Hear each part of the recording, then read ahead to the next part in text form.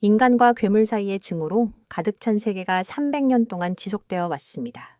하지만 주인공은 신비로운 힘과 함께 평화롭게 공존하길 바라는 소망을 지니고 있습니다. 지금 바로 그 험난한 여정을 함께 따라가 봅시다. 이야기는 주인공 셀리로 시작됩니다. 그녀는 며칠 전까지 공주였던 사람입니다. 셀리는 자신의 꿈이었던 모험을 위해 성을 떠났습니다. 숲속으로 들어가던 중 셀리는 기절한 긴다리 토끼를 발견했습니다. 귀찮은 일을 피하고 싶었던 셀리는 그를 무시했습니다. 하지만 토끼의 배가 계속 고프다고 하니 셀리는 그녀에게 당근 하나를 주어 배를 채워주었다. 조사해보니 그 토끼의 이름은 프로였다.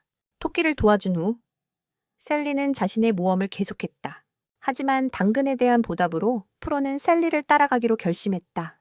보답을 받을 필요는 없었지만 프로가 너무 뻔뻔해서 셀리는 그녀가 따라오도록 허락했다. 두 사람이 숲을 막 나서자 작은 마을을 만났다. 마을에 들어서자 셀리는 한 농부를 만나게 되었고 그는 셀리를 귀한 손님처럼 맞이했다. 그녀는 여행가였기 때문이다. 그런데 프로를 보자 농부는 두려워하며 그녀를 마을에서 쫓아냈다. 프로는 반인반수였기 때문이다. 셀리가 프로가 해가 없다고 말했지만 그는 여전히 토끼 언니를 마을에서 쫓아내고 싶어 했다. 하지만 셀리는 새로 만난 동료를 그냥 두고 싶지 않았다. 그래서 그녀는 다른 경로로 마을에 침입하기로 결심했다. 그러나 셀리와 토끼 언니는 지주집을 지나갈 때 발각되고 말았다. 모자를 쓰고 있어서 그는 프로가 반인반수라는 것을 알아차리지 못했다. 그 후 친절한 마을 촌장이 두 사람을 자신의 집에서 저녁 식사에 초대했다. 하지만 프로는 방 안에 앉아 당근을 갉아먹을 수밖에 없었고 밖에 나가서 먹을 수는 없었다. 배불리 먹은 후 촌장은 셀리를 침실로 안내했다. 그때 마을 촌장이 이 마을이 자주 괴물에게 시달린다고 이야기했다. 그러던 어느 날 한 검객이 지나가다가 우연히 도움을 주었다. 촌장의 설명을 통해 셀리는 그가 미코토임을 기쁘게도 알아차렸다. 셀리가 모험을 시작한 이래로 찾아 헤매던 사람이었다. 다음 날 아침 셀리는 마을 사람들의 비명소리에 잠에서 깼다. 그때 셀리는 마을에 괴물이 나타났다는 것을 알았다. 달려가서 보니 그것이 바로 온이라는 것을 발견했다. 갑자기 셀리의 눈이 빛나고 몸 전체가 뜨거워지며 오니와 마주섰다. 그 사이 오니가 셀리에게 접근해 공격하려 했다. 하지만 프로가 제때 나타나 두 번의 용권으로 오니를 쓰러뜨렸다. 이 모든 광경은 림다 왕국의 기병대가 목격했다. 프로가 목숨을 구해줬음에도 마을 사람들은 토끼 누나를 매우 두려워했다. 그들은 오니를 죽일 만큼 강한 반인족이 매우 위험하다고 생각했다. 그 후 지주가 두 사람을 마을에서 쫓아냈다. 떠나기 전 프로는 지주에게 머물게 해준 것에 감사 인사를 전했다. 조금 걷던 중 셀리와 토끼 누나는 림다 기병대에게 붙잡혔다. 하지만 감옥에 들어온 지 얼마 되지 않아 두 사람은 그레이터 대장이 체포된 직후 수갑을 풀어주었다. 그럼에도 불구하고 셀리는 그레이터가 그녀가 아인이라는 이유로 프로를 차별할 것이라고 생각해 여전히 그에게 화가 나 있었다. 하지만 그레이터는 프로가 그녀를 오니로부터 구해준 착한 아인이라고 생각했다. 또한 그는 지주에게 고개를 숙여 감사의 인사를 했다. 그렇게 말한 후 그레이터는 셀리와 토끼 언니를 무죄로 풀어주었다. 바로 그때 프로가 배가 고파서 두 사람은 떼쓰기를 했다. 그로 인해 그레이터는 그들을 부당하게 구금한 대가로 식사를 제공해야 했다. 어쩔 수 없이 그레이터는 두 사람을 데리고 마을로 가서 간단한 음식을 사주었다. 해산물 가판대를 지나가던 중 셀리는 오징어를 보고 깜짝 놀랐습니다. 셀리는 촉수가 몸에 감기는 것을 항상 두려워했기 때문입니다. 그때 밖에서는 림다 왕국의 두 명의 고급 오니가 나타났습니다. 바다마귀 사이토와 눈마귀 마이키가 나타났는데 마이키는 하의 눈에서 나오는 엄청난 힘으로 림다 왕국의 일부를 날려버렸습니다. 그와 동시에 셀리는 어딘가에서 울려 퍼지는 소리를 들었고 쾅 하는 소리가 났습니다. 셀리, 바로 앞에 있던 사람들이 짙은 보라색 마법과 함께 증발했고 그 마법은 귀포술로 성벽에 큰 구멍을 냈습니다. 마이키는 마력이 고갈되어 어린 소녀 모습으로 변했습니다. 그래서 마이키는 마력이 완전히 회복될 때까지 밖에서 기다릴 것입니다. 그 사이 사이토는 왕국 안으로 들어가 몇 번의 공격만으로 기병대를 전멸시켰습니다. 바로 이때 셀리 안에 숨겨진 신비한 힘의 오니가 근처에 있어서 폭발했다. 그녀의 한쪽 눈이 빛나기 시작했고 셀리는 무의식 중에 사이토가 있는 곳으로 다가갔다. 그때 토끼 누나는 먼저 그를 공격하며 그레이터가 셀리를 깨우는 시간을 벌어주었다. 셀리가 깨어나자 그레이터는 즉시 그녀와 함께 안전한 곳으로 달려갔다. 사이토는 토끼 누나에게 맡겨두고 셀리를 안전한 곳으로 데려다 준 후 그레이터는 주민들을 대피시키는 데 참여했다. 그가 셀리를 돌보지 않는 사이 그녀는 동료인 토끼 누나가 걱정되어 그를 찾아 달려갔다. 한편 토끼 누나는 가지고 있던 망치를 들고 먼저 사이토를 공격했다. 하지만 토끼 누나의 공격은 그에게 전혀 통하지 않았다. 오히려 사이토는 하늘을 찌르는 펀치를 날린 후 토끼 누나를 붙잡았다. 토끼 누나를 붙잡자마자 그는 토끼 누나를 하늘로 던져 떨어질 때 마무리하려 했다. 이때 파라오는 무력했지만 셀리가 제때 달려와 우정의 힘으로 토끼 누나의 정신을 깨웠다. 파라오가 정신을 차리고 방역할 수 있도록 도왔다. 하지만 1대1 교환 후에도 사이토는 전혀 다치지 않았다. 반면 토끼 누나는 전투 능력을 잃었고 그것이 끝이 아니었다. 사이토는 이 두 친구를 저승으로 보내기 위한 마무리 일격을 준비하고 있었다. 하지만 바로 이 순간 셀리의 몸속에서 뜨거운 기운이 치솟으며 그녀 안 깊은 곳에 숨겨진 이상한 힘이 발동되었다. 그때 사이토는 강력한 주먹을 셀리를 향해 날렸다. 이것이 둘의 끝인 듯 보였다. 하지만 피에 굶주린 셀리는 단 한 번의 주먹으로 그의 팔을 날려버렸다. 그 순간 셀리는 피에 굶주린 사냥꾼이 되었고 그녀의 한쪽 눈에는 복숭아 모양의 불꽃이 반짝였다. 사이토가 처참하게 압도당하는 동안 마이키는 나무 그루터기 아래에서 잃어버린 마력을 회복하며 여유롭게 앉아 있었다. 그때 긴 머리에 소녀처럼 생긴 한 청년이 뒤에서 다가왔다. 이것에 마이키는 자신을 드러내지 않고 접근한 그에게 놀랄 수밖에 없었다. 그는 그냥 평범한 인간일 거라 생각해서 시간을 때우려고 그를 죽이려 했다. 아무것도 하기 전에 그녀 뒤에 있던 큰 나무 뿌리가 그에게 의해 반으로 찰려버렸다. 그 광경에 마이키는 얼어붙고 말았다. 그때 그가 자신이 방금 사용한 힘에 끌렸다고 말했다. 하지만 지금은 마력이 회복 중인 마이키에게는 공격하지 않겠다고 했다. 그래서 그는 마이키가 잃은 마력을 회복할 때까지 이야기를 나누기로 결심했다. 왕국 내부의 전투로 돌아가자 한쪽 팔이 날아갔음에도 세이토는 여전히 셀리를 공격할 수 있었다. 하지만 그녀는 한 손으로 그 공격을 쉽게 받아내어 그를 두려움에 떨게 하고 손을 뺐다. 그때 그는 자신의 힘과 셀리의 힘 차이를 뚜렷하게 느꼈다. 미키에게 돌아가면 이제 그녀는 자신이 매우 강력한 귀신 사냥꾼과 맞서고 있음을 깨달았다. 그는 이 지역에서 많은 괴물과 오니를 처치했다. 그가 바로 키비수 미코토다. 그때 미키는 왜 그가 괴물과 오니를 죽이는지 물었다. 미코토는 많은 오니와 괴물이 인간 마을을 공격했다고 생각했다. 하지만 그녀는 그것이 인간들의 잘못이라며 그들이 자연을 해치는 나무를 베었기 때문이라고 여겼다. 거대한 성을 짓기 위한 목적이었다. 마이키가 그렇게 말하자 미코토는 곧바로 생각했다. 그것은 괴물과 오니들이 무차별적으로 인간을 학살하기 위한 구실에 불과하다고 말하는 동안 미코토는 이 오니를 최대한 깔끔하게 처치할 준비를 하고 있었다. 마이키도 만만치 않았다. 그녀는 이전에 잃었던 마력을 완전히 회복하고 소녀의 모습으로 돌아왔다. 그 후 전력을 다해 미코토를 공격하기 위해 눈들을 소환했다. 마이키는 미코토가 평범한 상대가 아님을 알고 있었기 때문이다. 그 모습을 본 미코토는 전혀 두려워하지 않고 오히려 매우 흥분했다. 그 후 미코토는 항상 지니고 다니던 검을 꺼냈다. 그때 그의 눈에서는 셀리와 닮은 복숭아 모양의 빛이 뿜어져 나왔다. 셀리를 보면 지금 그녀는 그 눈에서 나오는 신비한 힘으로 세이코를 압도하고 있다. 그는 두 사람의 실력 대결을 뚜렷이 느낄 수 있었다.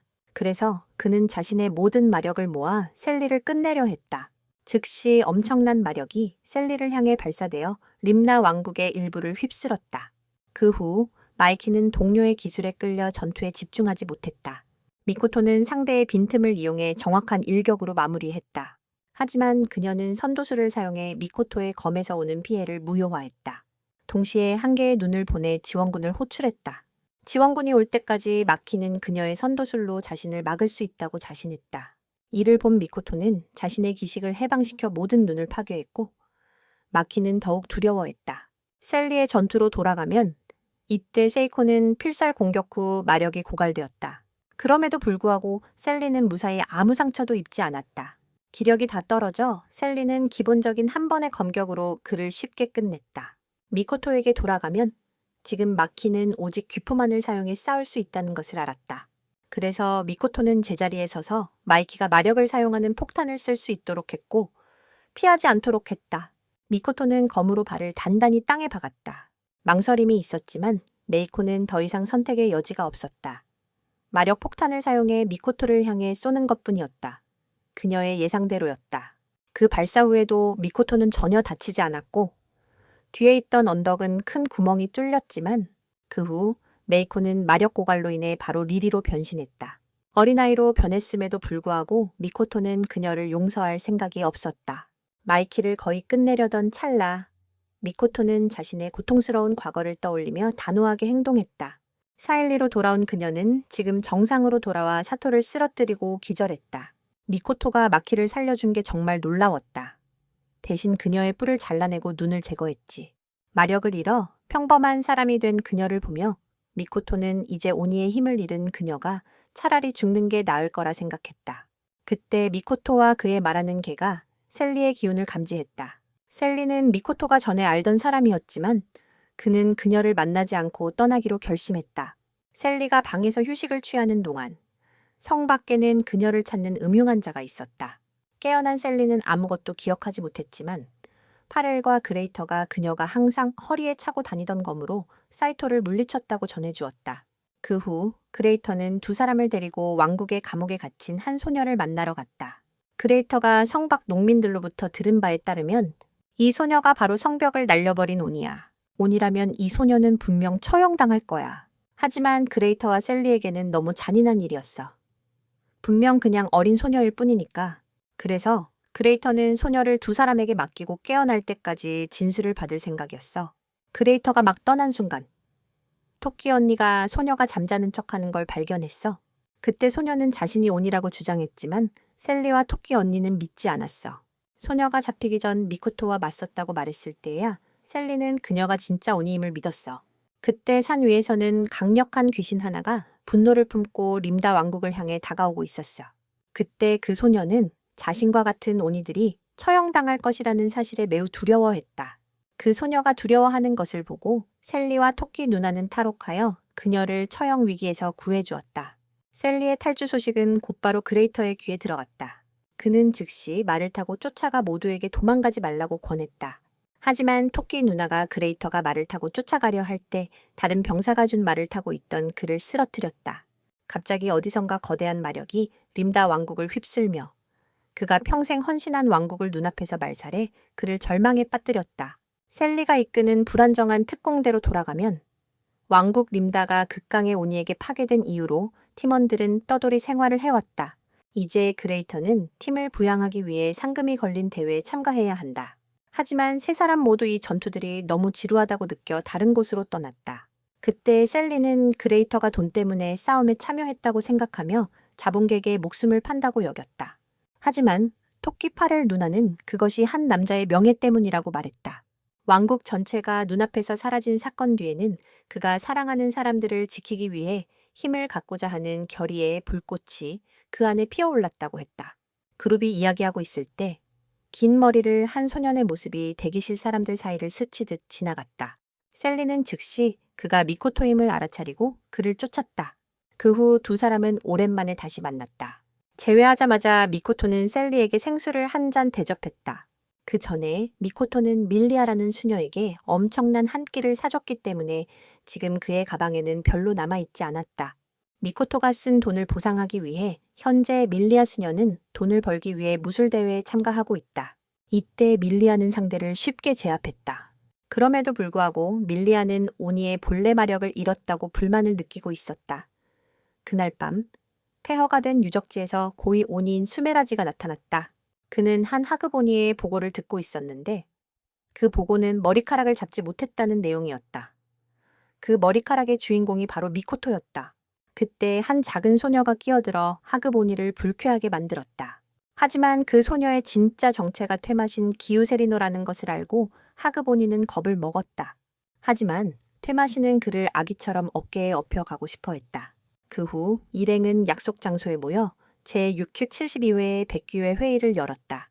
이 회의는 이름을 부여받은 오니들이 모이는 자리다. 오니가 이름을 부여받으면 이름 없는 오니보다 진화하여 더 강해진다. 그건 제쳐두고 회의의 주요 내용은 모모타로에게 침략당한 오니들의 영토 문제였다. 처음에 그들은 모모타로가 강력한 세력이라고 생각했다. 하지만 스메라지가 모모타로는 평범한 인간일 뿐이라고 말하며 찬물을 끼얹었다. 이 말에 하급 오니들은 스메라지의 말을 믿지 않았다. 그러나 한 상급 오니가 스메라지의 말을 확인해 주었다. 그 후 고위 오니의 모습으로 나타난 아이 이름은 토도로키였다. 그는 스메라지를 단순히 사건을 과장하여 혼란을 일으키려 한다고 생각했다. 하지만 스메라지는 그의 크렛에 대한 정보로 토도로키의 증오를 자극했다. 악마의 표식인 마이키는 모모타로에게 괴롭힘을 당해 로그아웃되었다. 이 첫 충격은 토도로키를 미치게 만들었고 그는 크렛을 위해 복수하겠다는 결심으로 회의를 떠났다. 회의가 끝난 후 퇴마시는 스메라지에게 그가 정말로 인간과 오니가 평화롭게 살기를 원하는지 물었다. 스메라지는 그것이 그의 꿈이라고 말하며 그의 친구가 인간 여성과 결혼한 이야기를 했다. 그래서 인간과 오니가 평화롭게 살 수 있도록 돕는 것은 가능한 일이라고 말했다. 스메라지를 그렇게 확신에 차서 말하는 것을 듣고 악마 사냥꾼도 어느 정도 안심하며 그의 꿈을 이루는 데 도움을 줄 것이다. 하지만 악마 사냥꾼이 떠나자마자 그는 교활한 미소를 지었다. 다음 날 그레이터가 무술 대회를 준비하기 위해 몸을 풀고 있을 때 갑자기 뒤에서 귀여운 로리 소녀가 나타났다. 그 소녀의 이름은 기우세리노이며 그녀는 스메라지를 찾고 있었다. 옛 기사의 호의로 그는 소녀를 데리고 친척을 찾기로 했다. 이때 소녀는 자신이 악마 사냥꾼이라고 주장했지만 그레이터는 요즘 아이들이 정말 상상력이 풍부하다고 생각했다. 게다가 기우세리노는 그레이터와 친구가 되고 싶다고 하며 그에게 불사의 삶과 무한한 금은보화를 약속했다. 하지만 그레이터는 이 소녀에게 친구란 재물이나 지위에 의존하지 않는 것이라고 설교했다. 수미가리 학교에 수미가리가 나타나 자신이 신부이자 기우세리노의 보호자라고 주장했습니다. 이 친절한 청년에게 감사하기 위해 기우세리노는 다음 경기에서 그라테르를 응원할 것입니다. 현재 세르밀리아는 오늘 아침 경기를 준비하고 있습니다. 하지만 미코토는 갑작스러운 일로 응원에 갈 수 없습니다. 그라테르에게 돌아가면 이제 그는 기우세리노라는 어린 팬을 갖게 되었습니다.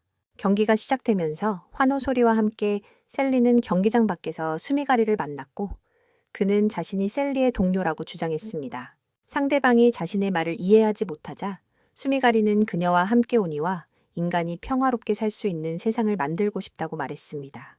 하지만 이때 미코토가 두 사람의 대화에 끼어들었습니다. 그는 손에 칼을 들고 마치 그를 때리기 위해 달려들 것처럼 위협하고 있었다. 미코토의 말을 듣고서야 셀리가 스미가리가 매우 강한 온이라는 것을 알게 되었다. 신분이 드러났음에도 불구하고 스미가리는 차분하게 자신과 함께 인간과 오니가 평화롭게 살아갈 세상을 만들자고 제안했다. 스미가리의 제안과 함께 바로 미코토도 제안했다. 모두 함께 오니를 전멸시켜버리자고. 지금 셀리는 자신이 인생의 갈림길에 서 있다는 것을 깨닫고 있었다.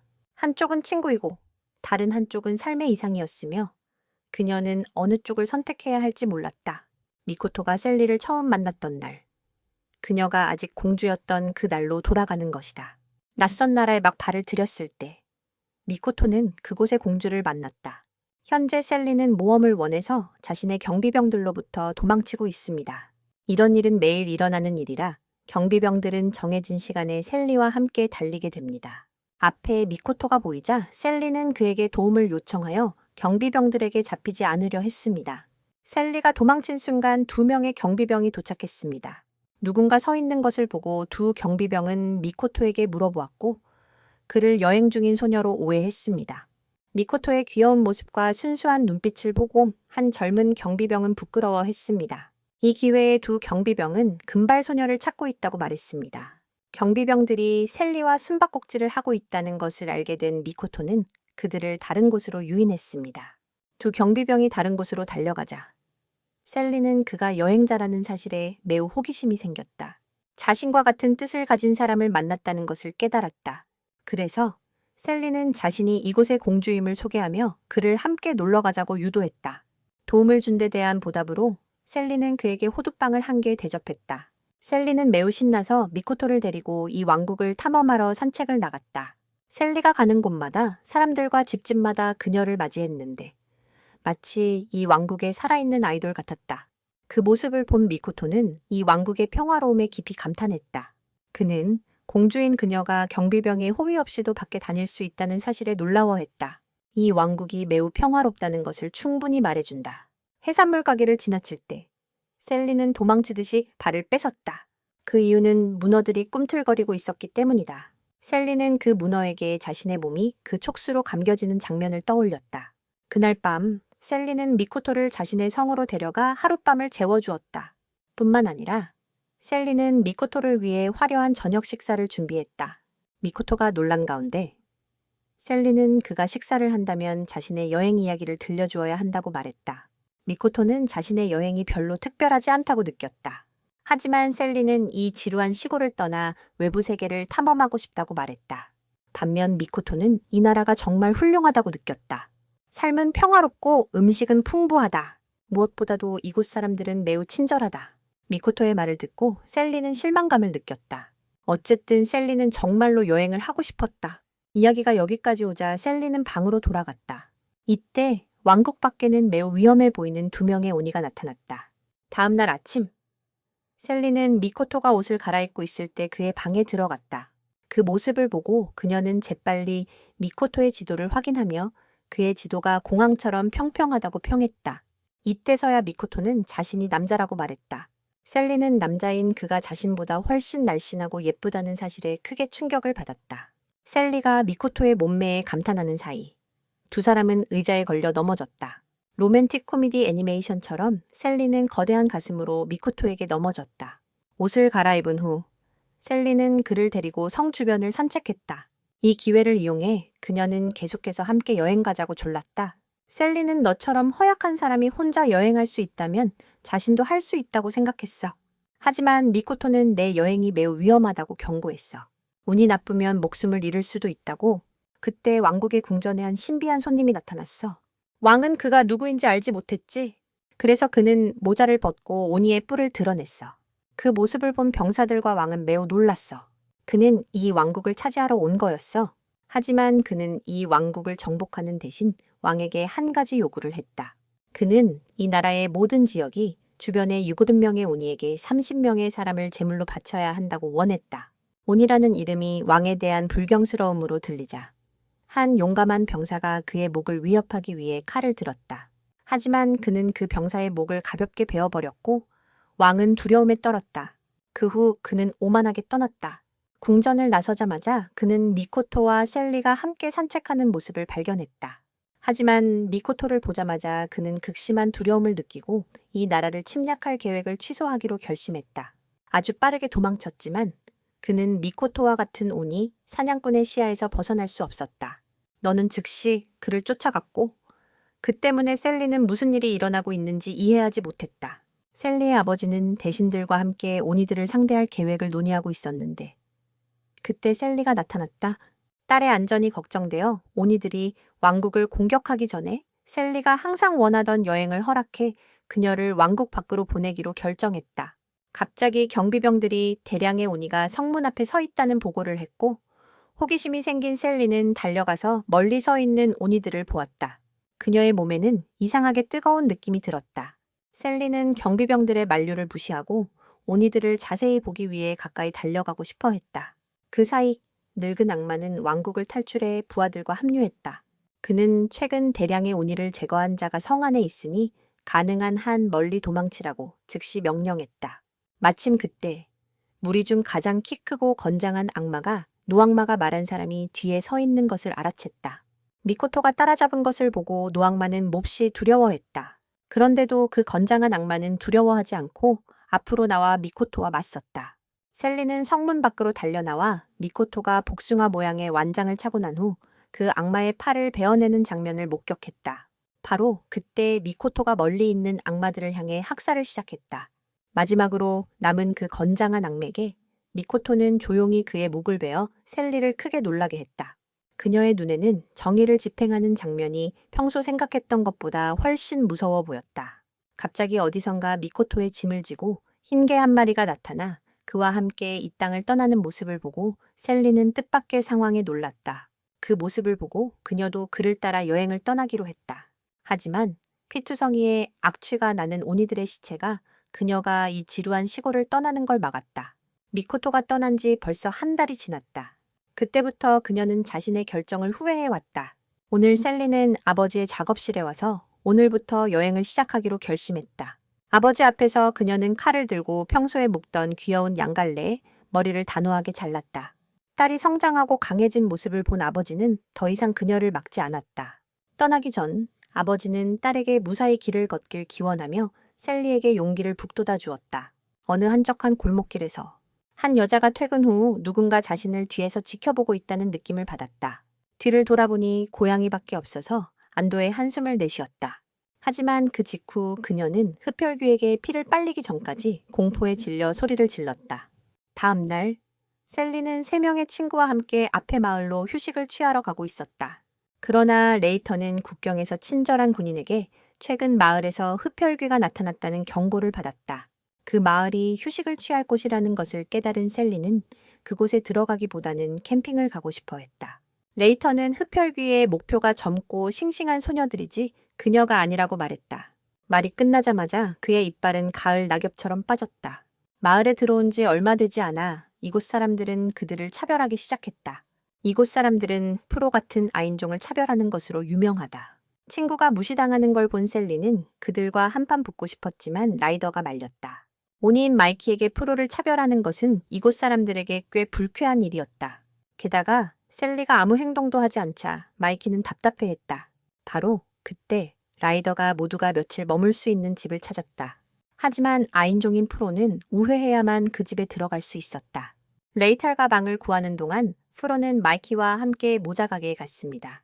당근 가판대를 지나칠 때 에프로의 두 눈은 헤드라이트처럼 반짝였습니다. 반면 가판대 주인은 그녀를 매우 경멸하는 태도를 보였습니다. 친구를 차별하는 주인에게 마이키는 몹시 불쾌해했습니다. 게다가 그는 거스름돈을 땅에 던지며 에프로가 직접 죽게 했습니다. 그럼에도 불구하고 에프로는 몸을 숙여 돈을 주어 미케이를 당황하게 했습니다. 그때 살리는 두 사람이 무슨 일이 생길까 걱정되어 찾아가기로 결심했습니다. 그때 프로와 마이키는 푸른 잔디밭에 앉아 있었습니다. 마이키는 이 마을 사람들이 왜 계속 프로를 차별하는지 항상 궁금해했다. 하지만 토 언니는 그것이 당연한 일이라며 인간은 항상 아인을 차별한다고 태연하게 말했다. 친구가 그렇게 태연한 모습을 보이자 마이키는 오히려 더 불쾌해졌다. 게다가 토 언니는 셀리가 그들을 지킬 사람이라고 계속 말해서 그녀는 셀리가 인간 편이라고 생각하며 화가 나 다른 곳으로 떠났다. 마을에 들어서자 그녀는 토 언니에 대한 수군거림을 들었고 이 마을 사람들을 모두 죽이고 싶어졌다. 하지만 그녀의 온이 힘은 이미 사라져서 여기 있다는 소문을 듣고 흡혈귀의 도움을 받기로 했다. 예상대로였다. 마이키는 그가 흘린 마력을 통해 그 흡혈귀의 위치를 찾아냈다. 그때 셀리는 한 남자가 문어를 팔고 있는 것을 보았다. 그것은 셀리가 어렸을 때 상인이 아버지에게 문어를 보냈던 기억을 떠올리게 했다. 어린아이였던 셀리는 호기심이 많아 여기저기 만져보았다. 그 순간 문어가 그녀를 감아버려 지금까지도 그 기억이 괴롭힌다. 갑자기 셀리의 눈이 오니의 힘에 반응했다. 그날 밤 한 폐허에서 마이키는 그곳에서 흡혈귀를 만났다. 그녀는 그를 만나자마자 도시의 사람들을 학살해달라고 부탁했다. 그는 그녀가 이끌고 있다고 생각했는데 그녀의 힘으로는 그 일이 너무 쉬웠다. 하지만 마이키는 그녀의 힘이 한 여행자에게 빼앗겼다고 말했기에 이제 그녀는 그에게 이 마을을 멸망시키는 도움을 요청했다. 너무 오랫동안 흡혈귀는 이렇게 강한 사람을 만나지 못했기에 그는 셀리와 한판 붙고 싶어 했다. 마이키는 그를 막았고 그녀는 그에게 이 마을의 모든 주민을 죽여달라고 부탁하고 싶었다. 마이키의 이상한 행동을 보고 그는 그녀가 셀리와 동맹을 맺고 있다는 것을 추측했다. 흡혈귀에게 신문당하고 있을 때 토끼 언니가 그녀를 구하러 나타났다. 첫 만남에서 파라오가 망치를 들고 그를 향해 돌진했다. 그는 쉽게 피하고 반격했지만 토끼 언니가 그의 머리에 망치를 내리쳤다. 그럼에도 흡혈귀는 전혀 다치지 않고 파라오를 쉽게 제압했다. 마이키는 그가 무언가를 할 것을 알고 있었기에 토끼 누나를 막으려 했다. 하지만 마이키의 모든 노력은 헛수고였고 그는 토끼 누나의 목을 물어 귀파를 발동시켰다. 즉시 토끼 누나는 몸의 반이 날아가 다리 부분만 남았다. 사건이 너무 빨리 일어나 마이키는 그저 눈만 뜨고 친구가 흡혈귀에게 당하는 것을 지켜볼 수밖에 없었다. 전투 현장으로 돌아가자 셀리가 막 도착해 모든 광경을 목격했다. 그래서 그녀는 분노에 차 자신의 힘으로 그를 공격했다. 흡혈귀는 셀리가 토끼 누나와 비슷한 수준이라고 생각해 전혀 경계하지 않고 셀리의 공격을 자유롭게 허용했다. 셀리가 흡혈귀의 배를 주먹으로 치자 그는 큰 피를 토해내며 셀리가 저 토끼보다 훨씬 영리하다는 것을 깨달았다. 그가 방금 토해낸 피를 이용해 흡혈귀는 그것을 한 자루의 검으로 조종해 셀리를 몰래 공격했다. 하지만 그 피검은 그녀의 살갗에 닿자마자 산산조각이 났다. 셀리의 힘은 오니의 모든 기술을 견딜 수 있을 뿐만 아니라 오니와 싸울 때 데미지를 증가시켜 주었다. 100년 이상 산 흡혈귀에게 이 정도는 전혀 어려운 일이 아니었다. 그는 자신의 손바닥을 찔러 피를 뿌리고 즉시 그 피방울들을 실처럼 조종해 옷에 걸어 그녀를 땅에 단단히 고정시켰다.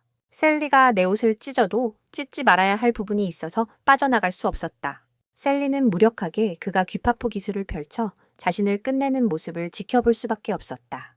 하지만 마이키는 자신 안에 남아있던 오니의 힘을 사용해 흡혈귀의 머리를 쏘아 셀리에게 시간을 벌어주었다. 흡혈귀가 왜 그런 행동을 했으냐고 물었을 때 마이키는 동료가 또다시 그에게 죽임을 당하는 모습을 보고 싶지 않다고 말했다. 마이키의 소원을 알게 된 흡혈귀는 두 사람을 함께 저승으로 보내주기로 결정했다. 파라오는 이때 천국으로 보내져 아토타라는 천사가 저승으로 가는 영혼들을 돕고 있는 것을 만났다.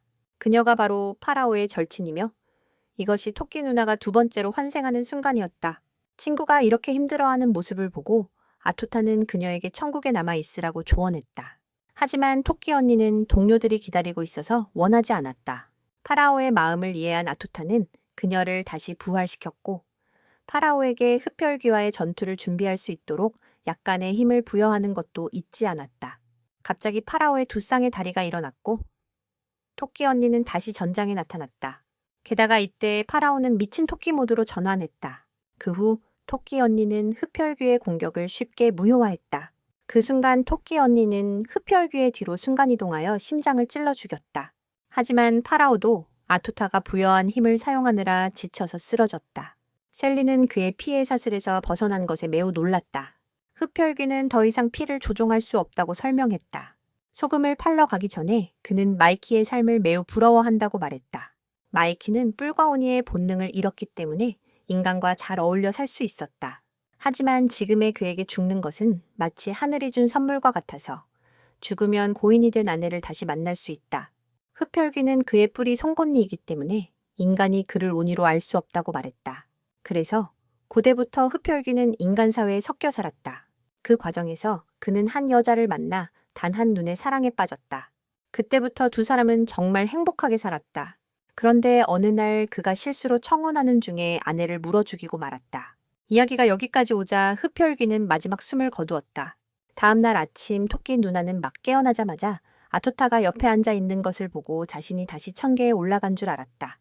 아토타는 서둘러 여기가 천계가 아니라 바로 하계라고 설명했다.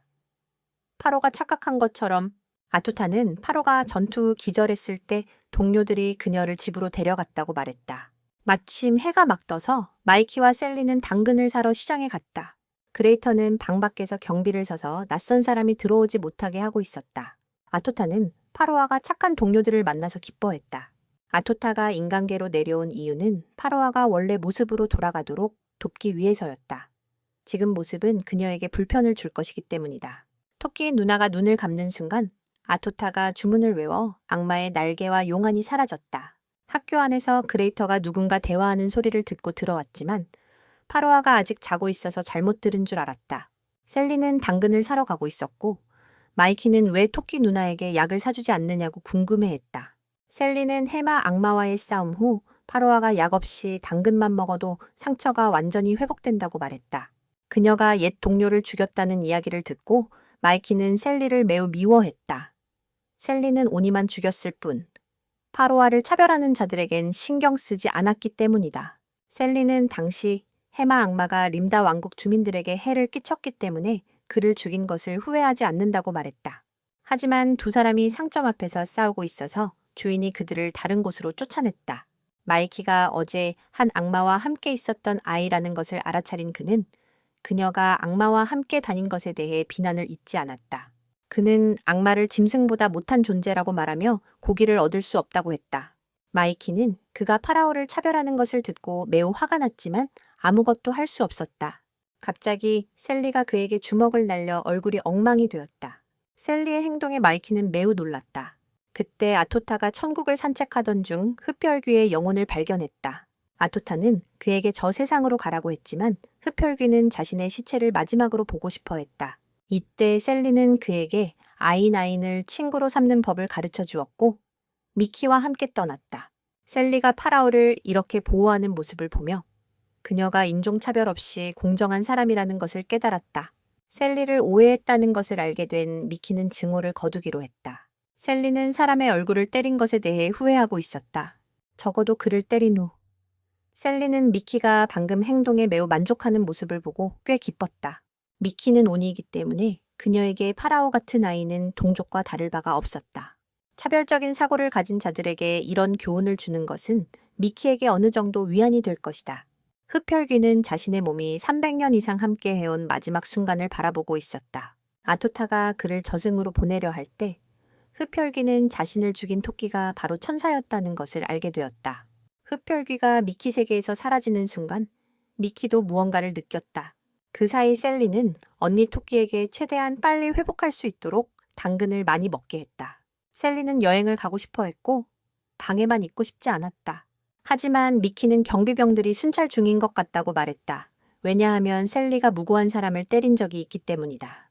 그날 밤 미코토는 말하는 개와 함께 숲으로 들어갔다. 그곳이 다음 마을로 가는 가장 빠른 길이었다. 그때 두 사람은 누군가 뒤에서 자신들을 지켜보고 있다는 것을 발견했다. 즉시 미코토는 검을 뽑아 결판을 내려 했지만 그가 놀라게 한 것은 수녀 한 명이었다. 그 후 수녀님은 미코토에게 식사를 초대받았는데 이전에 겁을 먹게 한 것에 대한 사과의 뜻이었다. 조사를 통해 미코토는 그녀의 이름이 밀리아이며 일시적으로 기억을 잃은 상태임을 알게 되었다. 배불리 먹고 잠든 밀리아의 머리 덮개를 미코토가 살짝 들어 확인해 보니 새로 돋아난 뿔이 발견되었다. 행동하려던 찰나 개 아저씨가 말리며 그녀는 단지 불쌍한 기억상실 소녀일 뿐이라고 했다. 배신당한 기분이 든 미코토는 개 아저씨를 향해 칼을 겨누었다. 하지만 개 아저씨의 꾸중에 정신이 번쩍 들었고 과거에 어떤 남자가 떠올랐다. 자신의 잘못을 깨달은 미코토는 개 아저씨에게 사과하고 이 수녀님을 다음 마을까지 데려가기로 결심했다. 그날 아침 미코토는 하급 오니들에게 포위되었지만 손쉽게 깔끔하게 처리했다. 숲 가장자리에 도착했을 때 일행은 멀리 마을 하나를 보게 되었다. 갑자기 어디선가 스미가리의 부하가 나타나 머리카락 귀신을 잡으러 왔다. 그는 바로 수녀 밀리아였지만 미코토는 그녀가 단지 기억을 잃은 불쌍한 수녀일 뿐이라며 밀리아를 지켰다. 곧바로 그는 밀리아에게 그녀가 바로 머리카락 귀신임을 상기시켰다. 덕분에 밀리아는 자신의 진짜 정체를 기억했지만 저항할 틈도 없이 그 부하는 달려들어 치명상을 입혔다. 공격을 받았음에도 미코토는 그냥 지켜보기만 했고 구하지 않았다. 이유는 밀리아가 온이었기 때문에 둘 중 한 명이 죽을 때까지 상대를 죽여야 했기 때문이다. 궁지에 몰린 밀리아는 과감히 머리 윗불을 부러뜨려 인간이 된 뒤 미코토에게 도움을 청했다. 자신이 죽었다고 생각했지만 깨어나 보니 그녀는 침대에 누워 머리부터 발끝까지 붕대를 감고 있었다. 미코토에게 물어보니 스미가리의 부하들이 미코토와의 실력 차이를 깨닫고 도망쳤다는 것을 알았다. 미코토가 그녀의 계획에 대해 묻자 밀리아는 앞으로 미코토에게 의지하기로 결심했다. 밀리아가 꽤 이기적이라는 생각이 들었지만 그는 어쨌든 이 낯선 마을에서 약한 소녀를 방치하고 싶지 않아 밀리아가 따라오도록 허락했다. 그날 밤으로 돌아가면 림다 왕국이 그레이터의 눈앞에서 사라져 그를 노숙자로 만들었다. 그때 한 가면을 쓴 악마가 나타났고 그는 마이키의 지원 요청을 받고 여기에 왔다. 하지만 가면 악마는 마이키가 머리에 뿔을 잃어버려 더 이상 오니가 아니라는 것을 깨달았다. 가면 악마의 말을 듣고 마이키는 너무 수치스러워서 그에게 자신을 죽여달라고 요청했다. 하지만 셀리는 그가 왕국을 단 한 번의 힘으로 날려버린 상황에서도 마이키를 보호하기 위해 나섰다. 동료의 용기를 보고 파라오도 마스크 악마를 물리치기 위해 힘을 보태기로 했다. 하지만 이때 셀리는 그가 방금 왕국을 날려버린 상황에 너무 두려워서 움직일 수가 없었다. 셀리가 바다말 악마의 운명을 바꾼 사람이라는 것을 알게 된 그는 즉시 그녀를 공격하기 위해 달려갔다. 그러나 갑자기 마스크 악마는 수미가리의 명령으로 셀리를 공격하지 말라고 멈췄다. 그가 의아해하자 셀리의 무리에게 손대지 않으면 문제가 생길 것이라는 대답만 돌아왔다. 그 후 수미가리는 그에게 본부로 돌아가라고 명령했다. 그 명령이 이해가 되지 않았지만 그는 어쨌든 상사의 명령이기 때문에 셀리의 무리를 그냥 넘어가기로 했다. 마스크 악마가 사라지자 셀리는 그가 준 압박감 때문에 여전히 두려워하며 땅에 주저앉았다. 하지만 가장 큰 충격을 받은 사람은 그레이터였다. 자신의 왕국과 고향이 눈앞에서 사라지는 광경을 목격했기 때문이다. 셀리는 즉시 정신을 차리고 그레이터가 침착해지도록 도왔다. 지금 이들은 식량과 무기도 없는 상태였다. 충격에서 정신을 차린 후 그레이터는 인근 마을로 이동해 피신하기로 결심했다. 하지만 그레이터는 방금 전 사건으로 인한 정신적 충격 때문에 인근 마을로 가는 길을 기억하지 못했다. 다행히 미키가 길을 알고 있었는데 그녀는 온이었을 때 이 지역의 지도를 모두 외웠기 때문이다. 어쩔 수 없이 모두 미키를 선두로 따랐다. 미키가 기억한 대로 일행은 림다 왕국에서 반나절 걸리는 마을에 도착했다. 하지만 파로가 아인종이라서 그룹은 사람들에게 수군거림을 당했다. 다행히도 그레이터가 아는 사람의 여관을 찾을 수 있었다.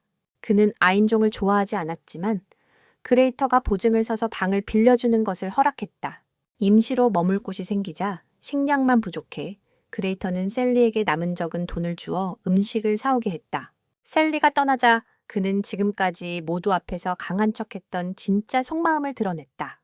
그가 목숨 걸고 지키던 사람들과 돌아갈 곳이 눈앞에서 사라져버렸다. 그 모습을 보고 토끼 누나는 그레이터를 위로해 기사로서 정신을 차리게 도왔다. 그레이터가 떠난 후 파로와 마이키는 서로 친해질 시간을 가졌다. 그 사이 셀리는 쇼핑을 하다가 이번 여행이 막다른 길에 다다랐다는 생각이 들어 모두를 자신의 왕국으로 데려가기로 결심했다. 해가 저물었지만 셀리는 한 구석에 앉아 인종차별 문제와 여행 내내 있었던 오니들에 대해 생각에 잠겼다. 자신이 무력하다고 느끼던 중 멀리서 익숙한 미코토의 목소리가 들려왔다. 막 만난 미코토는 셀리의 새 머리 스타일을 칭찬하며 얼굴을 붉히게 만들었다. 그때 셀리는 자신의 여행이 꽤 많은 어려움을 겪었다고 이야기했다. 팀원 중 한 명이 아인간이라 많은 사람들로부터 차별을 받았기 때문이다. 셀리가 왜 사람들이 아인간에게 악의를 품는지 궁금해하자 미코토는 한 이야기를 들려주었다. 어린 시절에 자신의 아버지가 괴물에게 살해당하는 모습을 본 아이가 그 괴물을 죽여 아버지에게 복수하는 것은 당연한 일이라는 이야기였다. 거기서 멈추지 않고 그 아이가 다른 괴물들에게도 원한을 품게 되는 것도 당연한 일이라고 덧붙였다. 이야기를 하는 동안 미코토는 무섭도록 음흉한 표정을 지었고 셀리가 두려워하기 시작하자 미코토는 이것이 사실이 아닌 허구의 이야기라고 말했다. 미코토는 그들이 항상 아인종을 구분하는 이유가 증오심 때문이 아니라 어릴 때부터 그렇게 배워왔기 때문이라고 더 자세히 설명했다. 그때 어느 마을에서 스미가리가 교회 사제가 되어 있었다. 한 소녀가 달려와 막 구운 쿠키 바구니를 자랑했다. 스미가리는 그 모습을 보고 소녀를 칭찬하며 마을 사람들에게 나눠주라고 일렀다. 조금 걷지 못해 소녀는 곧장 가면 귀신에게 잡아먹혔다. 가면 귀신은 나타나자마자 어린아이를 잡아먹는 행동에 대해 스미가리에게 비난을 받자 스미가리에게 혐오스러운 방랑 사제 역할 좀 그만하라고 경고했다. 그 후 스미가리는 셀리를 공격하기 전에 미리 경고해준 가면 귀신이 정말 다행이라고 감탄했다. 셀리는 악마신과 맞먹는 파괴력을 가지고 있어서 그를 놀라게 했습니다. 그때 셀리는 미코토에게 서로 다른 종족들이 조화롭게 살아가길 원한다고 고백해 미코토를 매우 놀라게 했습니다.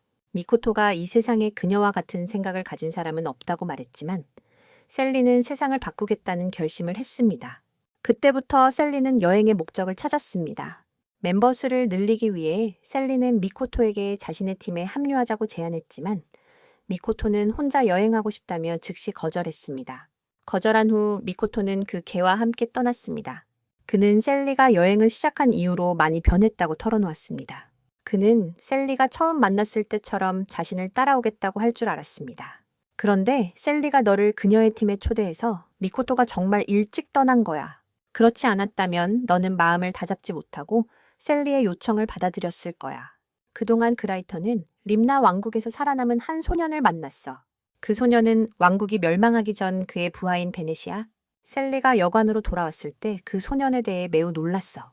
그 소년이 살아남은 이유는 서쪽 숲에 있는 한 마녀 덕분이야. 그때 베넷은 도서관에서 경비를 서고 있었고 한 악랄한 여자가 침입해 그를 근처 숲으로 이동시켰어. 그라이터가 마녀에 대해 이야기하자 셀리는 호기심에 그 여자를 만나고 싶어 했지만 자신이 그 마녀에게 마법 구슬로 감시당하고 있다는 것을 몰랐어.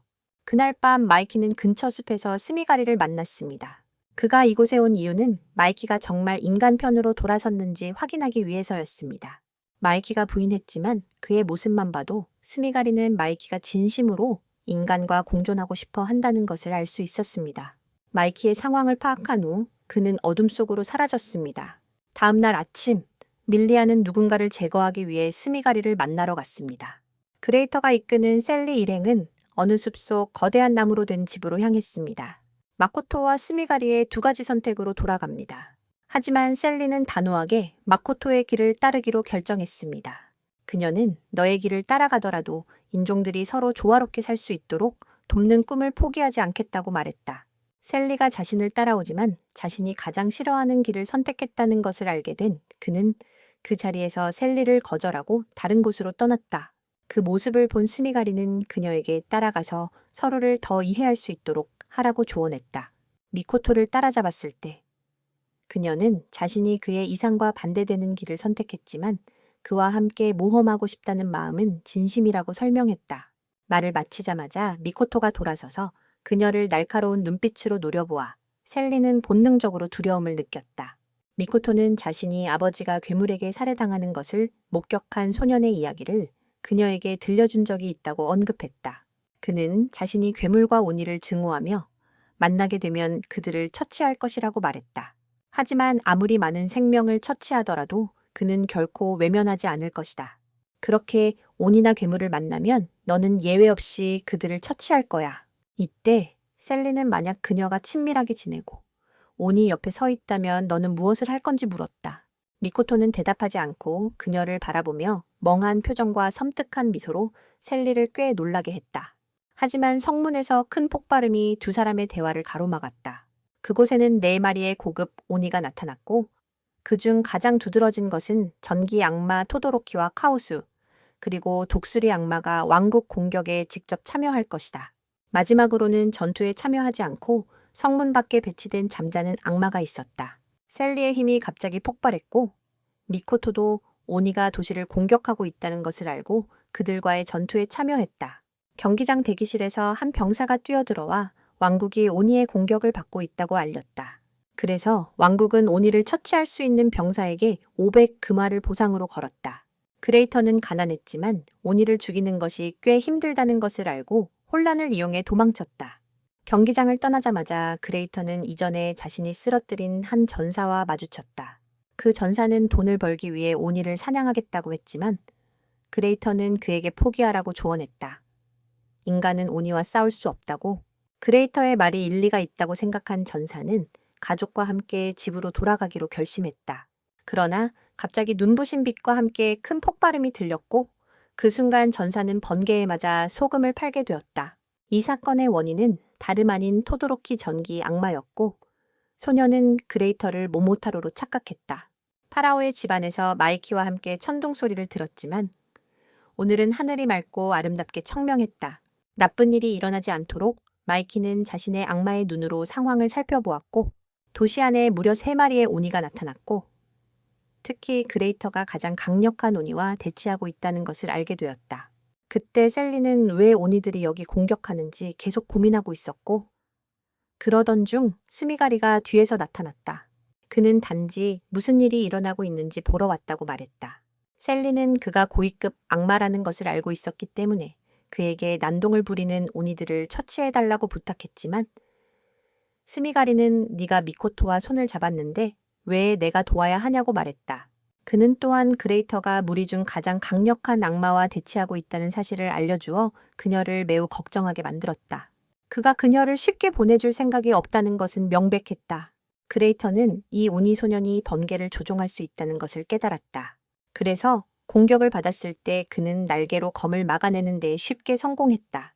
성문 앞에서 미코토는 잠들어 있는 오니를 발견했고 검으로 그것을 끝냈다. 하지만 아무것도 하기 전에 그는 어지러움을 느끼며 잠에 빠지고 말았다.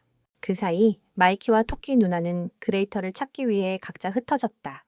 막 흩어져서 찾기 시작했을 때 토끼 누나는 독수리 오니의 공격을 받았지만 항상 지니고 다니던 망치로 쉽게 막아냈다.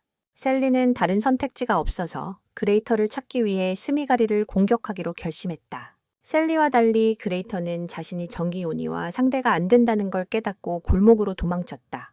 그레이터가 너무 부끄러워 보였기에 소녀는 그를 쫓아갔다. 그레이터를 계속 쫓느라 나무검 한 방에 쓰러지고 말았다. 미키는 한참을 빙빙 돌다가 혼자 앉아있는 카오스 귀신을 만났다. 왜 여기 공격했냐고 묻자 그녀에게서 뜻밖의 대답을 들었다. 그들은 미키를 구하러 왔는데 백규회 모임에서 미키가 모모타로에게 살해당했다는 소식을 들었기 때문이다. 그리고 이 복수극의 주모자는 귀전으로 그녀는 그 소년의 그라드였다. 그래서 미키는 전쟁을 멈추게 하기 위해 귀전을 만나러 가기로 결심했다. 하지만 카오스 귀신은 그 일이 일어나지 않도록 여기서 미키를 없애겠다고 선언했다. 귀전은 미키가 번개를 내뿜는 뿔을 가리기 위해 모자를 선물했던 때를 회상했다. 그때부터 너는 지금까지 그녀를 졸졸 따라다녔어. 너는 마이키가 그레이터에게 음모로 제거당했다고 추론했어. 그가 너를 쓰러뜨린 방식처럼. 그렇다면 전기 악마는 마이키를 복수하기 위해 잔인한 기술을 사용할 거야. 너무 서두른 탓에 토끼 언니는 대악맥의 한 방에 제압당했어. 그리고 마이키는 카오스 악마의 카오스 총 기술에 의해 멀리 날아갔어. 셀리의 전투로 돌아가면 그녀의 주먹은 그의 몸에 전혀 피해를 주지 못했어. 눈의 힘이 활성화되지 않아서 그걸 보고 스미가리는 셀리의 배에 한 방을 날려 즉시 그녀를 쓰러뜨릴 수 있었어. 그레이터의 상황은 더 심각해. 전기 악마가 그레이터를 복수하기 위해 강력한 폭탄 악마를 소환했거든. 악마 독수리는 토끼 누나를 제압한 후 땅에 눕히고 바로 그 자리에서 토끼 누나를 없애기 위해 귀파포를 사용했다. 고무 악마는 마키가 인간 편에 서서 공존하기로 했기 때문에 그를 바로 여기서 없애려 한다고 말했다. 마키는 몸에 남아있는 적은 에너지를 사용해 그를 향해 에너지 구체를 쏘았다. 하지만 고무 악마라서 그 에너지 구체들은 튕겨져 나가 아무런 상처도 남기지 못했다. 오히려 마키는 그의 고무 같은 손에 붙잡히고 말았다. 전기 악마가 파괴 기술을 사용하자 그레이터는 도망칠 기회가 전혀 없다는 걸 알았다. 기사가 된 이후로 그는 수없이 죽음과 마주했다. 하지만 이번이 마지막일 것 같아. 그레이터는 물러서지 않고 토도로키의 귀파포 기술에 맞서 돌진했다. 그레이터가 낯의 닭을 바라보려 할 때 마법사가 나타나 그를 보호해 주었고 그는 아무런 피해도 입지 않았다. 올해 전 한 마을에 모모타로라는 젊은이가 있었고 그는 복숭아에서 태어난 소년이라는 별명을 가지고 있었다.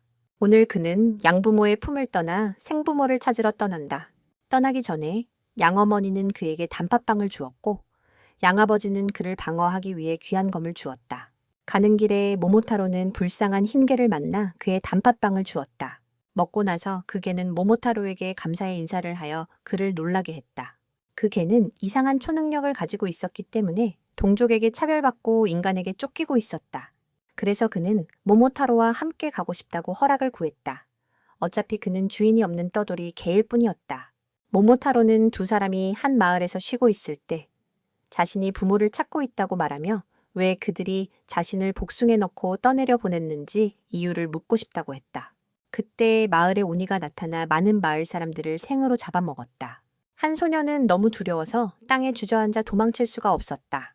이때 걔가 모모타로에게 도망치라고 재촉했지만 그는 여전히 제자리에 서서 공격 자세를 취하고 있었다.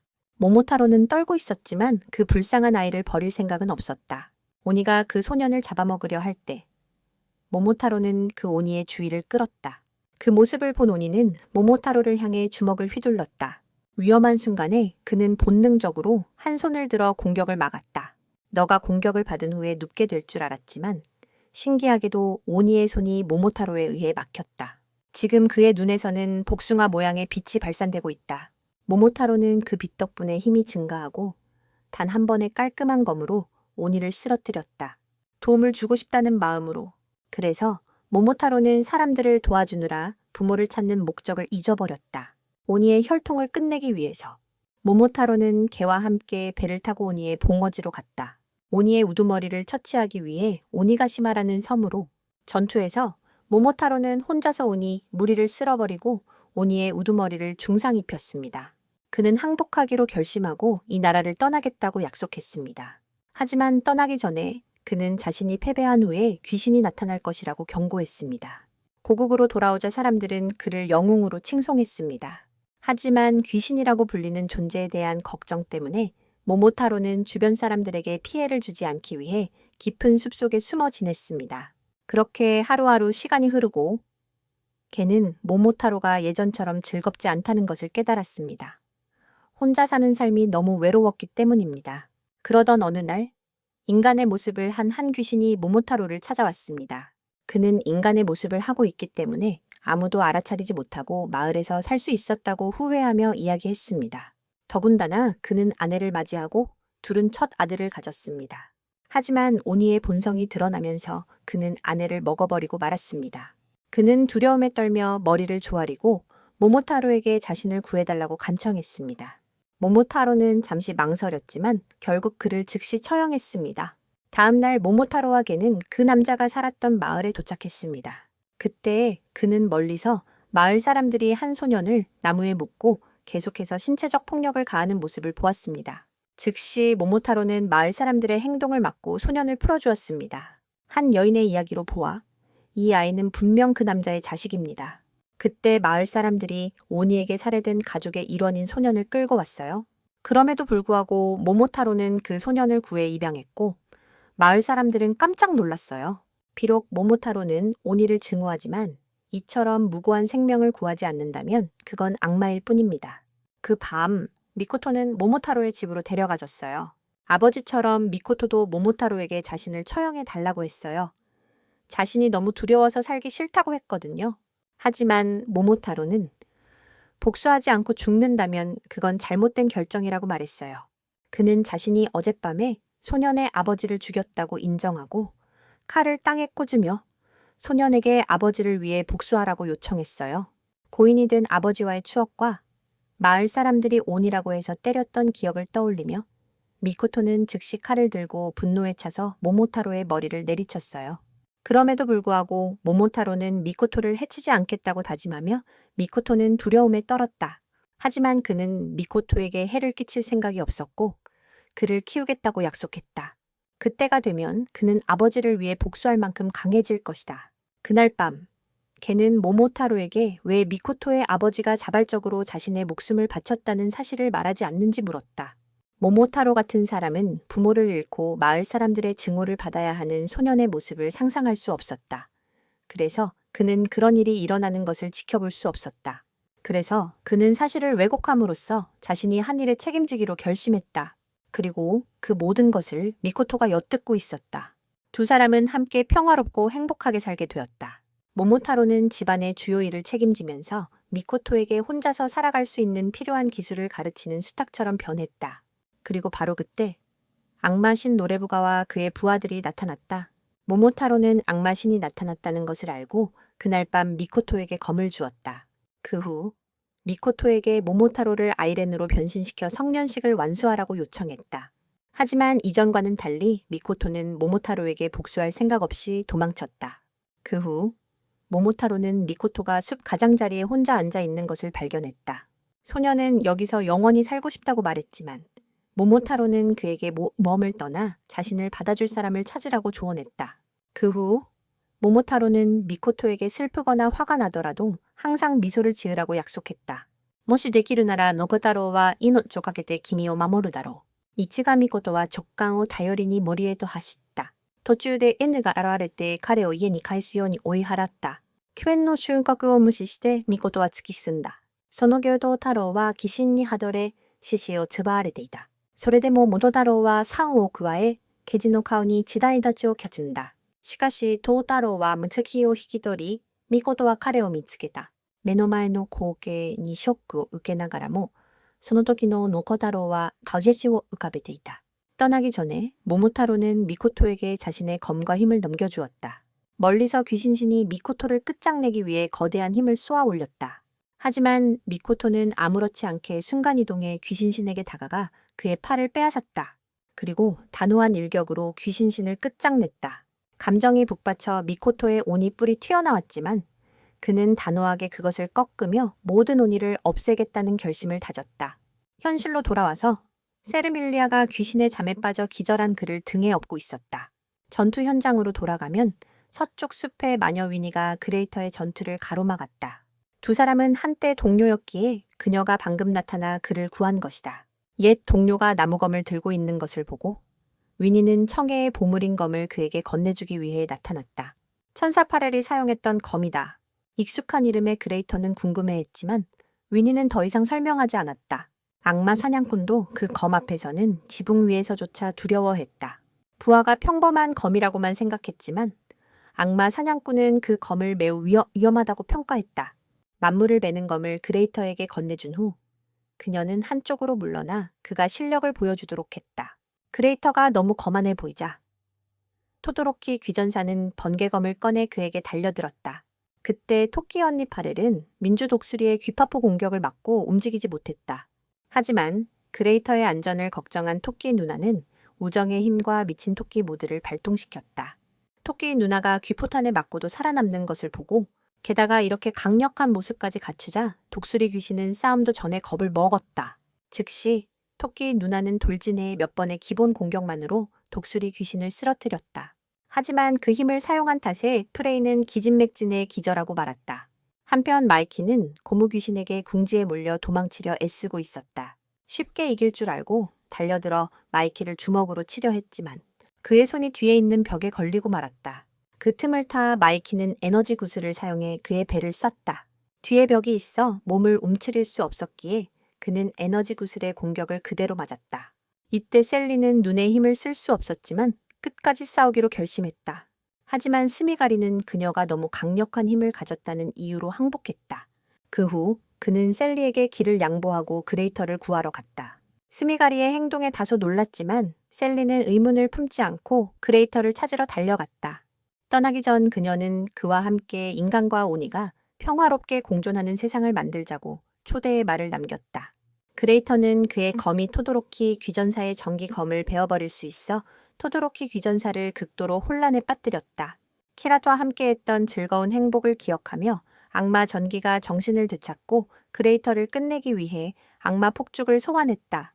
그 아이가 그 기술을 두 번째로 사용할 수 있다는 것을 보니 그가 주춤하게 만들었다. 한편 마이키는 자신의 옛 동료를 죽인 것에 대해 울고 있었다. 이때 고무 악마는 왜 그가 그녀와 싸우러 왔는지 그 이유를 밝혔다. 너무 못생긴 외모 때문에 그는 인간 사회에 적응할 수 없었다. 동족인 오니조차 그를 멀리했다. 하지만 마이키와 악마 정의는 그의 못생긴 외모를 받아들여 그를 매우 기쁘게 했다. 하지만 이제 마이키는 뿔을 잃었고 인간과 함께 살 수 있게 되었다. 귀전이는 뿔을 가리면 인간 사회에 융화될 수 있다. 그는 마키가 자신을 떠나는 것을 가만히 보고만 있을 수 없어서 여기 와서 그 일을 막으려 했다. 말을 마친 고무기는 상처가 너무 깊어 마지막 숨을 거두었다. 그레타는 망설였지만 위니의 격려 덕분에 효과가 있을지 몰라 검을 앞으로 휘둘렀다. 하지만 그 검은 귀전이의 기술을 베어내고 가슴 한가운데를 베어 그를 쓰러뜨렸다. 그레타의 용감한 행동에 부하와 멸싱위조차도 감탄했다. 잠시 후 귀전이는 깨어나 마키가 옆에 있는 것을 보고 천국에 온 줄 알았다. 하지만 그녀의 설명 덕분에 현재 상황을 이해할 수 있었다. 그때 셀리는 그레타를 칭찬하며 그가 그렇게 강력한 오르니를 생포할 수 있었다고 말했다. 그레타는 그때 자신이 그 오르니를 처치하려고 싸웠다고 불만을 토로했다. 왜냐하면 그 오르니가 무고한 사람을 죽였기 때문이다. 그레타는 이제 사람과 오르니가 평화롭게 공존할 수 있는 세상을 만들려는 의도의 불만을 드러냈다. 최근에 악마가 관련 없는 사람에게 해를 끼쳤기 때문이다. 그레타가 그렇게 화가 나자 셀리는 더 이상 할 말이 없고 주제를 바꾸기만 했다. 그때 마녀 위니가 팀의 새로운 목표로 리디아 왕국으로 나아가자고 제안했다. 미코토는 깨어난 후 악마의 수면 마법의 영향을 받아 통제력을 잃은 상태가 되었다. 밀리아가 들어오자 미코토는 그녀를 소금 팔러 보내려 했지만 걔가 막아줘서 그는 의식을 되찾았다. 미코토가 대회에 대해 의문을 가졌을 때 밀리아는 이 나라에 병고가 있어 대회가 연기되었다고 말했다. 다음 날 마녀 위니는 셀리 일행과 작별 인사를 하고 어려움이 생기면 도와주겠다고 약속했다. 그 후 셀리는 귀전을 자신의 편으로 초대했지만 어제 그가 무고한 사람들을 살해했다며 그레타가 반대했다. 하지만 셀리는 그를 편에만 초대한 것이지 팀 전체와 함께하자는 것은 아니라고 말해 그레타를 안심시켰다. 원하지는 않았지만 자신의 크라시 셀리 일행에 합류해 행복해하는 모습을 보고 그도 그녀의 초대를 받아들였다. 그 후 귀전은 떠났다. 성문을 나서자마자 귀전은 스메가리를 마주쳤고 그가 자신을 속였다고 비난했다.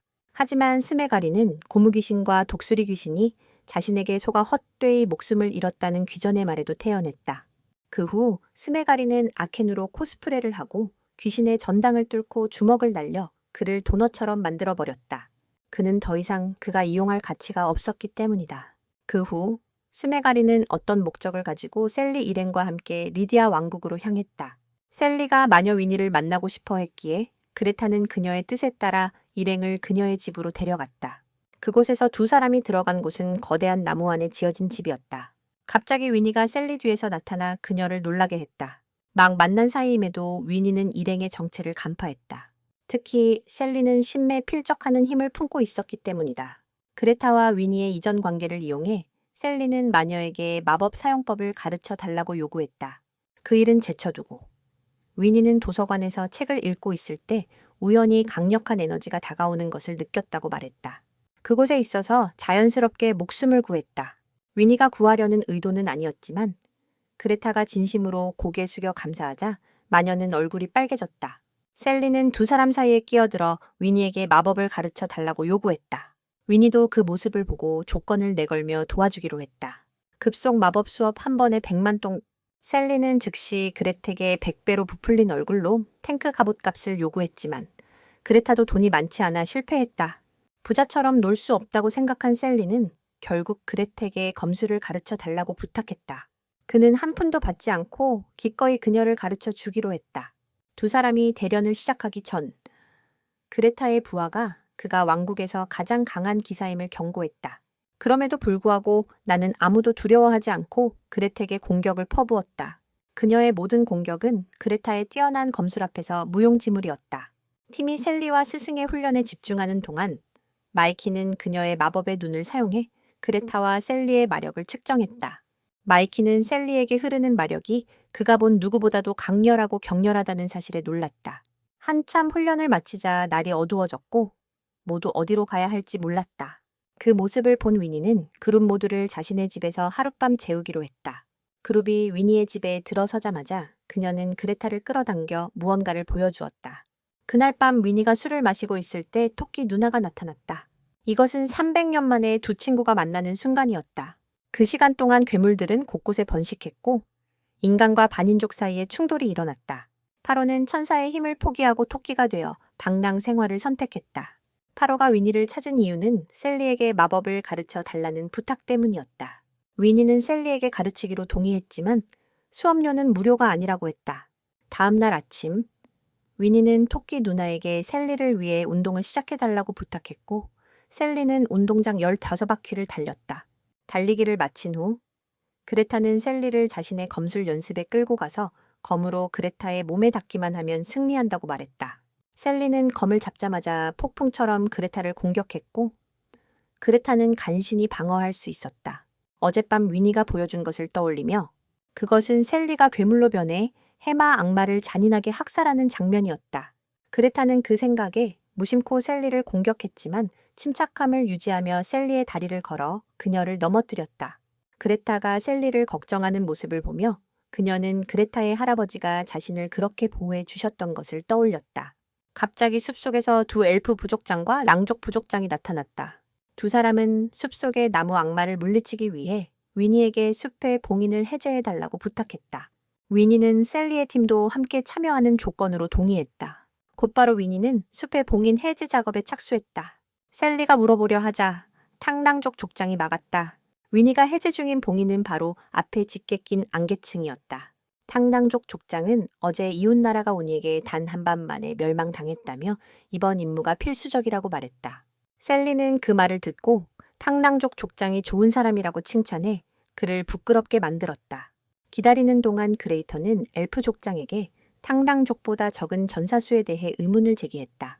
그가 이 전투에서 사용한 전술도 전장의 현실과 맞지 않았다. 그가 나를 무시하는 태도를 보이자 그레이터는 그를 림나 기병대의 전 대장이라고 소개했다. 그 후 그는 인간을 전선에 내세우고 엘프가 뒤에서 지원해 엘프 종족의 생존율을 높이는 계획을 폭로했다. 그레이터의 말을 듣고 셀리는 엘프 족장의 사과를 구하러 달려갔지만 그는 그 사실을 인정하며 말했다. 두 종족이 적대 관계이기에 그런 일은 아주 흔한 일이라고. 그리고 두 종족 간의 갈등은 오래전부터 계속되어 왔다고 했다. 그의 말을 듣고 그녀는 매우 불쾌해했다. 그때 갑자기 뼈 무리 속에서 한 소녀의 목소리가 그들의 주의를 끌었다. 저 사람이 바로 밀리아 수녀이고 그녀는 봉인된 나무 악마를 지키기 위해 여기 있는 거야. 그때 밀리아는 마이키를 만나 그녀가 뿔을 잃었고 지금은 인간 무리를 따라다니고 있다는 걸 알게 됐어. 밀리아는 마이키를 오니의 배신자라고 비난하며 자신의 머리카락으로 마이키를 죽이려 했어.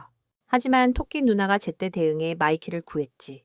바로 그때 땅속에서 숲속 나무 악마의 거대한 손들이 솟아올랐어. 숲 한가운데에서 엄청나게 큰 나무 악마가 나타나 엘프 족장은 두려움에 도망치려 했어. 하지만 위니는 모두에게 멀리 도망가라고 하고 자신은 시간을 벌기 위해 남았어. 근처에는 스미가리와 가면 악마가 아래 상황을 지켜보고 있었어. 임무가 완료된 것을 확인한 두 사람은 자리를 떠났고 혼자 여행하는 한 소녀를 발견했다. 가면을 쓴 악마가 그녀를 잡아먹으려 달려들었지만 순식간에 그의 머리가 미코토의 손에 떨어졌다.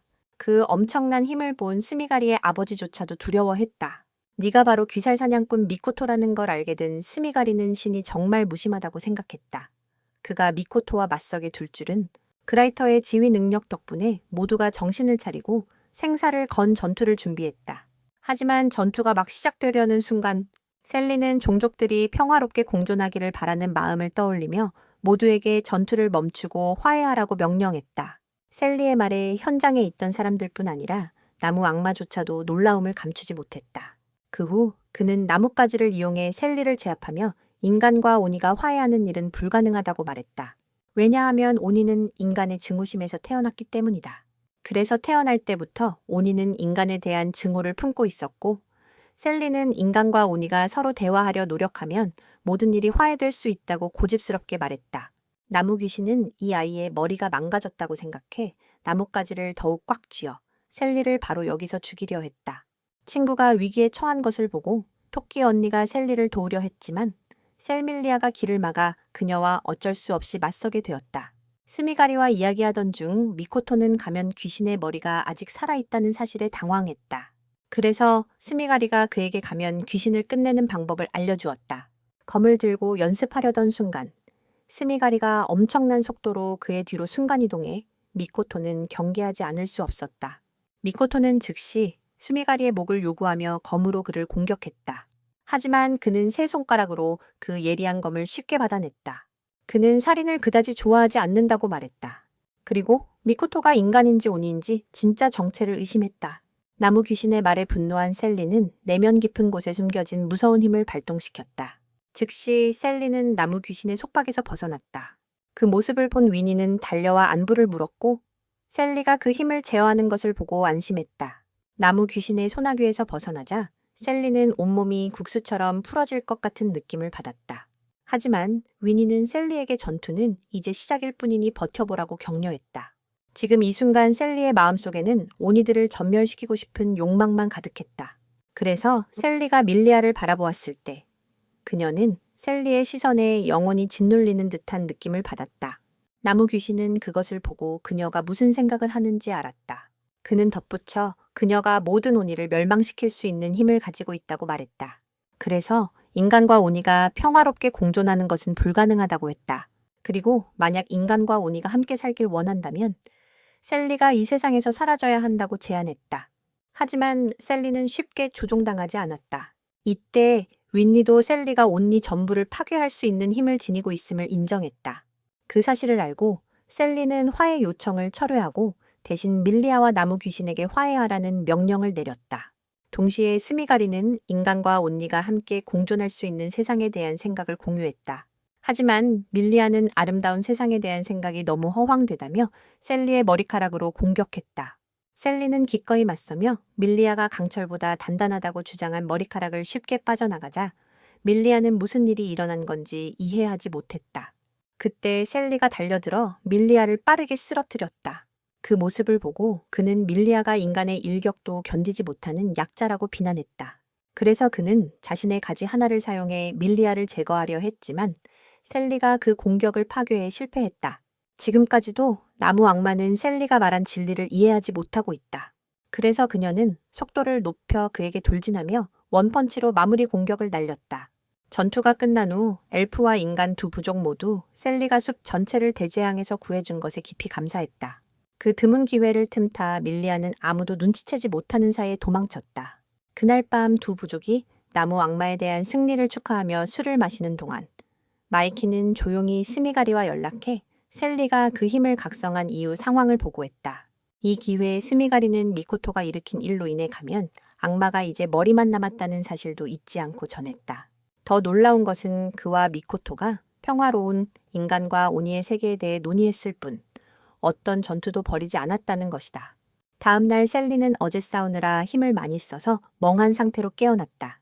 위니의 술집에 들어섰을 때 그녀는 세 개의 서로 다른 부족이 대화하는 모습을 보고 놀랐다. 더 정확히 말하자면 적대감 없이 문명적으로 소통하고 있었다. 이것은 셀리가 부족들이 서로 평화롭게 살 수 있도록 돕는 길을 계속 나아가게 하는 동기가 되었다. 하지만 세 사람의 논쟁이 너무 격렬해져서 위니는 화염 방사기로 군중을 해산시켰다. 그 후 셀리는 오늘 혼자 계속 이동할 계획에 대해 이야기했다. 그녀는 나무 악마의 존재를 느꼈고 밀리아는 누군가 그녀의 힘에 대해 알고 있는 것 같았다. 그래서 그가 악마들을 소환하는 것은 그녀의 힘을 활성화시키기 위함이었다. 이 말을 듣고 파렐과 그레이터는 반대했다. 두 사람은 그녀의 동료이기 때문에 동행자를 버리는 일은 없을 것이다. 두 사람의 말을 듣고 셀리는 매우 감동했다. 이렇게 좋은 친구들이 있다는 것이 너무 고마웠다. 그 후 그룹은 계속해서 희망찬 여행을 떠났다. 그리고 오늘 애니메이션의 내용이었습니다. 시청해주셔서 감사합니다.